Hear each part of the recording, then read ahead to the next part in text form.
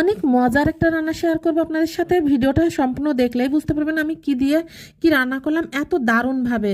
তো দেখেন এখানে আমি নিয়েছি একটা ইলিশ মাছের মাথাটা আমি সুন্দর করে কেটে ছোট ছোট করে নিয়েছি। তারপরে তেলের উপরে দিয়ে দিয়েছি পেঁয়াজ কুচি, চেরা কাঁচামরিচ দিয়েছি, সামান্য হলুদের গুঁড়া, সামান্য মরিচের গুঁড়া, স্বাদ মতো লবণ দিয়েছি, এটুকুই মশলা। এখানে রসুন পেঁয়াজ কুচি দিয়েছি, আর রসুন পেঁয়াজটা একটু বেশি দিতে হবে, আর মরিচের পরিমাণটা একটু বেশি দিলে ভালো লাগবে।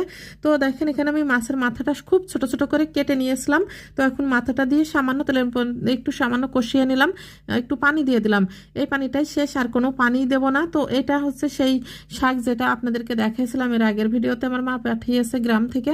তো এটা হচ্ছে আপনারা অনেকে দুধ কচু বা দস্তা কচু নামে চেনেন।